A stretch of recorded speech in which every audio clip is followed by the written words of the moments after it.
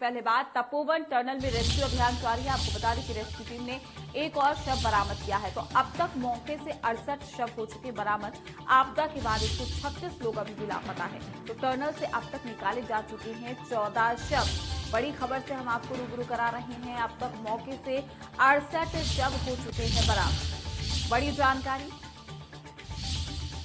तो तपोवन टनल में रेस्क्यू अभियान जारी है। बड़ी खबर से हम आपको रूबरू करा रहे हैं। रेस्क्यू टीम ने एक और शव को बरामद भी किया है। तो बड़ी और अहम जानकारी, अब तक मौके से 68 शव हो चुके हैं बरामद। बड़ी खबर से हम आपको रूबरू करा रहे हैं। आपदा के बाद 136 लोग अभी भी लापता है। बड़ी और अहम जानकारी से आपको रूबरू करा रहे हैं। टनल से अब तक निकाले जा चुके हैं 14 शव। तो बड़ी खबर से हम आपको रूबरू करा रहे हैं। बड़ी जानकारी चमोली आपदा को लेकर, तपोवन टनल में रेस्क्यू अभियान जारी है। लगातार शवों को बाहर निकाला जा रहा है। जो लोग लापता हैं उनकी तलाशी के तहत रेस्क्यू ऑपरेशन लगातार जारी। अब तक मौके से 68 शव बरामद हो चुके हैं। 146 से ज्यादा जो लोग हैं अभी भी लापता हैं। तपोवन टनल में रेस्क्यू अभियान लगातार जारी। आपको बता दें कि 136 लोग फिलहाल अभी लापता। तपोवन के टनल एरिया से एक और शव बरामद हुआ है।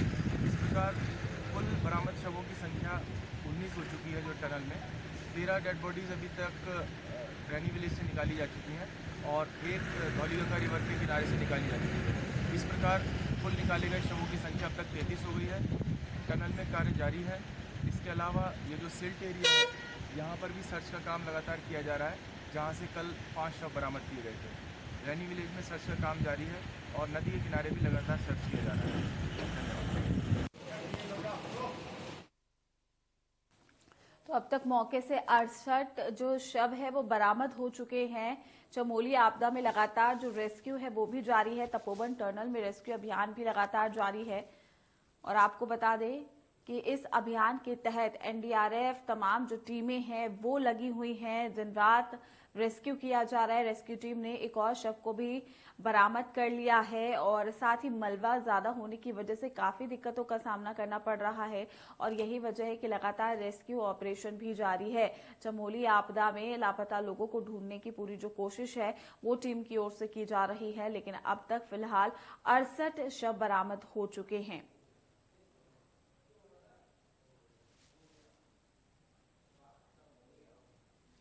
तो रेस्क्यू टीम ने एक और शव को भी बरामद कर लिया है।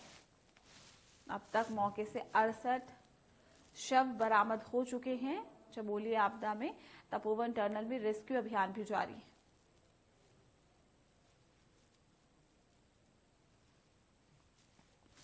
तो रेस्क्यू जारी है, चूंकि अभी भी 136 लोगों के लापता होने की जो खबर है वो भी लगातार बनी हुई है। ऐसे में तमाम टीमों की ओर से कोशिशें की जा रही है मलबे को हटाकर सुरंग में जाकर। तपोवन टनल की अगर हम बात करें तो भारी मात्रा में वहां पर जो मलबा है वो है जिसको हटाकर रेस्क्यू किया जा रहा है। इसी कड़ी में एक और शव की बरामदगी हुई है और साथ ही अभी भी तपोवन टनल में रेस्क्यू अभियान जारी है। तो टनल से अब तक 14 शव निकाले जा चुके हैं। एक और शव बरामद किया है। आपदा के बाद 136 लोग अभी भी लापता है।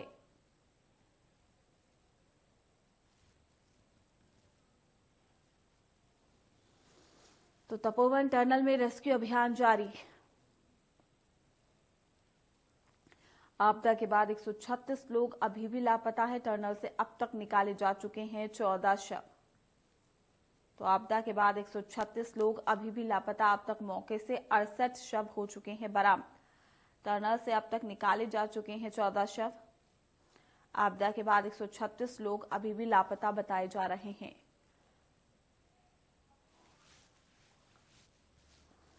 तो आपदा के बाद 136 लोग अभी भी लापता है, लेकिन रेस्क्यू फिलहाल जारी है।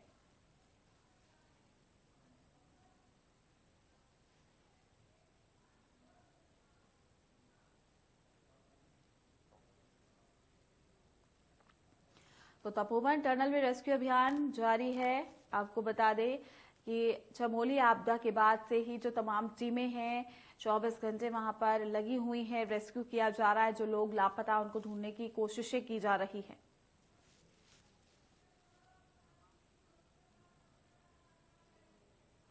तमाम जानकारी के साथ हमारे संवाददाता भगवान सिंह हमारे साथ लाइव जुड़ चुके हैं। भगवान, क्या कुछ जानकारी? फिलहाल अभी भी रेस्क्यू जारी है, अपडेट क्या है, स्थिति क्या कुछ बनी हुई है?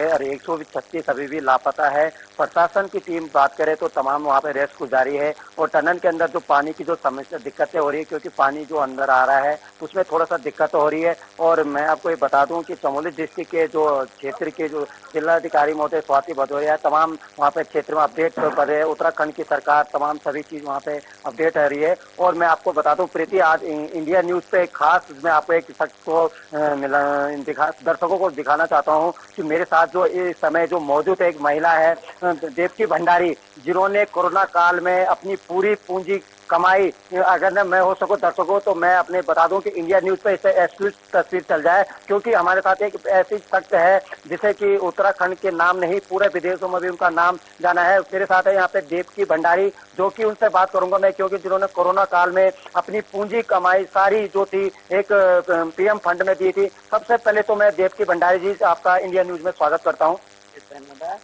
जो ये जो यहाँ पे जो क्षेत्र में घटना घटी है, क्यों घटी है ऐसी है? तपोवन में जो घटना घटी उसका तो बहुत दुख हो रहा है। और हमारे देश में जो है कि माने जैसे पहले गौरा देवी का कहना था कि पेड़ों को बचाओ, पेड़ों को न काटो, क्योंकि इतने सारे कहने के बाद भी लोग कोई कहना नहीं मान रहे हैं।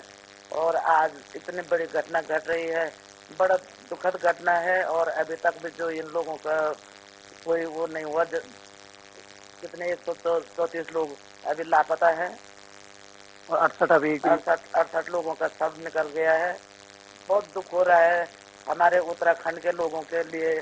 समझ लो दो रोटी कमाने के लिए लोग वहाँ जा रहे हैं और लोगों के लिए इतना सारा परेशानी का समय बिताना पड़ रहा है। फिर किन लोगों के कितने लोगों के घर उजड़ गए, कितने लोगों का घर बर्बाद हो गए। ये तो बहुत दुखद घटना है। माता जी, जैसे कि आपने कोरोना काल में भी आपने जब कि महत्वपूर्ण निभाई थी, अपने पूरी तरह दर्शकों को बताओ क्या कारण था कि आपने पूरी कमाई जो पीएम फंड में दी थी? जी, मुझे 2 साल से मेरा एम्स दिल्ली में इलाज चल रहा है। तो वहाँ पर जब मैं मार्च के महीने थी तो वहाँ पर कोरोना पेशेंट आ गए थे। 2 आदमियों का डेथ हो गया था कोरोना से। तो हर कोई यही बता रहा था कि जो पुराने बीमार हैं वो पहले मरेंगे। मैंने सोचा कि मैं देश में कुछ कर पाऊँ, इतना सारा दान कर रहे थे लोग, तो मुझे भी लगा कि मैं भी थोड़ा बहुत दान कर सकूं। तो मेरे मन में ऐसे आया विचार कि अगर मुझसे हो सके तो मैं भी कुछ अपने देश से जुड़ जाऊं, अपने देश के काम आऊं। मरने जीने का तो लगा धन है, कभी न कभी एक न एक दिन तो मरना ही है, लेकिन नेक काम करके मरूं। मेरे पापा आजाद हिंद फौज के सिपाही थे, उन्होंने मुझे पहले से अच्छे से संस्कार दिए थे, जिससे मैं आज अपने देश के काम आ गई। और जब भी मरूंगी तो बड़ी खुशी खुशी से मरूंगी। तो प्रीति, आप देख सकते हैं कि किस तरह से देवकी भंडारी ने पूरी बातें जो आपको इंडिया न्यूज के दर्शकों को बताई है। और मैं आपको बता दूं कि उस क्षेत्र में जो रेस्क्यू अभी भी जारी है और वहां पे अपनी बवान बात करिए। और कोरोना काल में जो बता दूं आपको, तो मैं अहम भूमिका उत्तराखंड के जो माने जाए तो इनके देवकी भंडारी ने एक बहुत ही प्रेरणा की। बेशक से सरकार ने इनके साथ अभी ऐसा कुछ नहीं किया है जिन्होंने उनको सम्मान किया है। और मैं इनसे कुछ और जानकारी अगर ना हो सके तो मैं दर्शकों को बता दूं, आपको अभी तक कुछ सम्मानित या कुछ ऐसी चीजें किया है आपको इस साहब ने इतना बड़ा काम किया? जी, परसों तो 3 तारीख को मुख्यमंत्री जी आए थे गोपेश्वर में। तो उन्होंने वहाँ गोपेश्वर जिला महिला मोर्चा अध्यक्ष को बोला होगा कि जब मैं पहले यहाँ जागो उत्तराखंड में आई थी तो इन लोगों ने वहाँ बता दिया, और सभी जगह कहे सरकार द्वारा अभी तक देवकी देवी का कोई सम्मान नहीं हुआ। तो तुरंत मुख्यमंत्री जी का कॉल वहाँ पहुँच गया कि देवकी को बुलाओ सम्मानित के लिए। जैसे ही मैं सम्मानित के लिए बुलाई गई, न तो गोचर से कोई मुझे उठा ले गया, न तो पहले से वहाँ के जो गोचर में हमारे गोचर में अध्यक्ष है, उसने बोला था जहाँ भी आप जाओगी सम्मानित के लिए गोचर की नगर पालिका की गाड़ी जाएगी आपके साथ। लेकिन उन्होंने न तो मेरे को ले गए न तो मेरे को लाए। मैं पुरानी बीमार हूँ, बहुत सारे बीमारियों का सामना कर रही हूँ।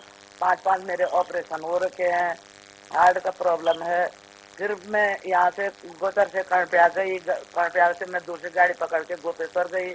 मुख्यमंत्री जी ने मुझे सम्मानित किया। उसके बाद उन्होंने मुझे वहीं स्टेशन में छोड़ के सारे लोग गोचर निकल गए। मैं रात को किसी आदमी की कार में लंगासू तक आई। वहाँ पर उन्होंने किसी दूसरी कार में मुझे बिठाया, बोला कि इनको कर्णप्रयाग स्टेशन छोड़ देना। वो आदमी मुझे कालेश्वर तक लाए, उन्होंने वहीं पर छोड़ दिया। मैं कर्णप्रयाग पर रात पैदल आई, क्योंकि मेरे पास न तो गाड़ी थी, उस समय बारिश हो रही थी, न तो आंधी तूफान भी चल रहा था। तो मुझे कुछ समझ में नहीं आया, मुझे आज मरना है किसी भी हालत में। तो जागो उत्तराखंड का आप सराहन करते हैं? जी, बहुत ज्यादा तो यही है कि जागो उत्तराखंड ने मुझे इतना आगे पहुंचा दिया है। मैं इनका बहुत बहुत आभारी हूँ। तो ठीक है, ये थी मेरे साथ देवकी भंडारी, जिन्होंने साहब अपनी जागो उत्तराखंड की सराहनीय करे हैं। तो कहीं ना कहीं इससे प्रशासन पर भी जरूर सवाल खड़े होते हैं कि एक इतनी बड़ी जो जिन्होंने अपनी योद्धा जो अपने कोरोना काल में अपनी उत्तराखंड की सरकार केंद्र सरकार के साथ वो किया था, लेकिन आज सरकार ने उनको साथ इस तरह किया है। तो कहीं ना कहीं इससे प्रति इंडिया न्यूज की खबर को देख के उत्तराखंड सरकार जरूर आएगी। और जागो उत्तराखंड ने जिनको सम्मानित किया, तो तमाम सभी देशों में अब इनको नाम जानने बढ़ गए हैं।